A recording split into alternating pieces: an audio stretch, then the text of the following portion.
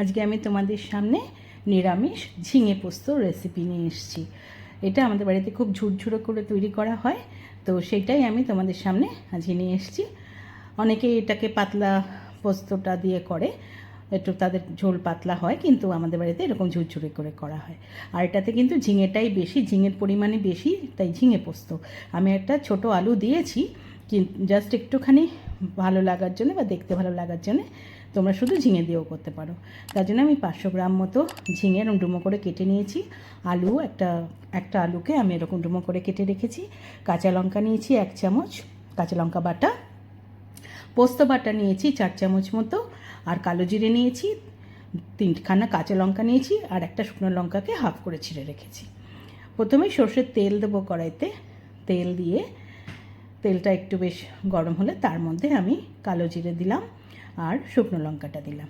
দিয়ে একটু ভাজা হলে, গন্ধ বেরোলে তার মধ্যে আমি আলুগুলো আগে দিয়ে দেবো। আলুগুলো একটুখানি, যেহেতু ঝিঙে খুব তাড়াতাড়ি নরম হয়ে যায়, আলুটা একটু সময় লাগবে, তাই আলুটাকে দিয়ে আগে একটু ভাজা ভাজা করে নেব। একটু ভাজা হলে তার মধ্যে আমি কাঁচা লঙ্কা বাটাটা দিয়ে দিলাম। দিয়ে কাঁচা লঙ্কা বাটাটা আমি আলুর সঙ্গে মিশিয়ে নিচ্ছি, নিয়ে একবারে ভেজে নেব। কাঁচা লঙ্কার গন্ধটাও, কাঁচা গন্ধ চলে যাবে, সুন্দর মিশে যাবে। এইবার আমি এর মধ্যে পরিমাণ মতো নুন দিয়ে দিলাম আর হাফ চামচ মতো আমি হলুদ দিলাম। দিয়ে ভালো করে আবার মিশিয়ে নিচ্ছি। নিয়ে কিন্তু সমানে আলুটা আমি ভেজে যাচ্ছি, কারণ আলুটাকে নরম করতে হবে, বেশ অনেকক্ষণ ভাজা এরকম করতে হবে। তাই আলুটাকে আমি ঢাকা দিয়ে দেবো। দিয়ে আমি 4-5 মিনিট আমি হতে দেবো। বেশ 4-5 মিনিট পরে খুলেছি, আলুটা আমার অনেক পুরোটা প্রায় সেদ্ধ হয়ে গেছে, 70% মতো। আমি তার মধ্যে এবার ঝিঙেগুলো আমি দিয়ে দিলাম। দিয়ে এবার আলুর সঙ্গে ভালো করে মিশিয়ে নিচ্ছি। সুন্দর করে মিশিয়ে এবার এই আলু আর ঝিঙে আবার কিছুক্ষণ একটু ভাজবো, বেশ সুন্দর করে ভাজতে হবে। আর এর মধ্যে আমি এবার চিনিটা দিয়ে দিলাম। আমি 1 চামচ চিনি দিলাম, দিয়ে সেটাও মিশিয়ে নিয়ে আমি ভাজছি। আর যত ঝিঙেটা কিন্তু কিছুক্ষণ ঢাকা দিয়ে রাখলেই কিন্তু ঝিঙের থেকে জল বেরিয়ে যাবে, সেই জলেই কিন্তু রান্না হয়ে যাবে, আলাদা করে জল লাগবে না। তাই এবার তার মধ্যে এবার ঢাকা দেওয়ার আগে আমি কি করব, এবার পোস্ত বাটার থেকে আমি হাফ পোস্ত নেব। আমি 2 চামচ মতো পোস্ত ওই জন্য এখন দিয়ে দিলাম। দিয়ে এই পোস্তটাকে আলু ঝিঙের সঙ্গে ভালো করে একটু নাড়াচাড়া করে ভাজা ভাজা করে নেব। বাদবাকি পোস্তটা আমি নামানোর আগে শেষে দেব। তাহলে এইভাবে আমি পোস্তটাকে ভালো করে মিশিয়ে নিচ্ছি। ভালো করে পোস্তটা মিশে গেলে আমি ওপর থেকে 3-4টে কাঁচা লঙ্কা দিয়ে দিলাম।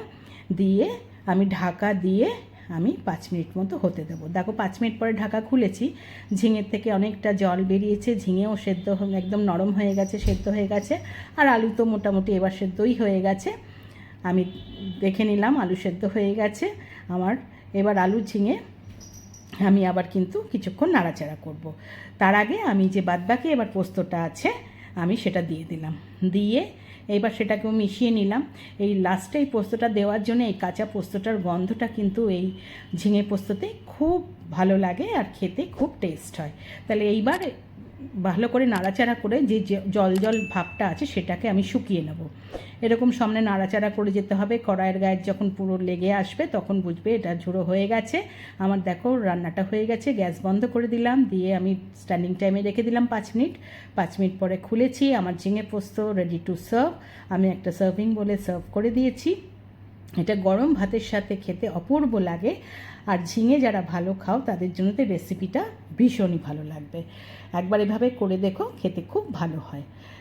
রান্নাটা যদি ভালো লেগে থাকে একটা লাইক করো, কমেন্ট করো, শেয়ার করো। যারা এখনও আমার চ্যানেলটা সাবস্ক্রাইব করোনি প্লিজ সাবস্ক্রাইব করে দিও। পাশে থাকা বেল আইকনটা প্রেস করবে, তাহলে আমার তৈরি সমস্ত রান্নার রেসিপি তোমাদের কাছে পৌঁছে যাবে। আবার নতুন রান্না নিয়ে তোমাদের কাছে আসবো।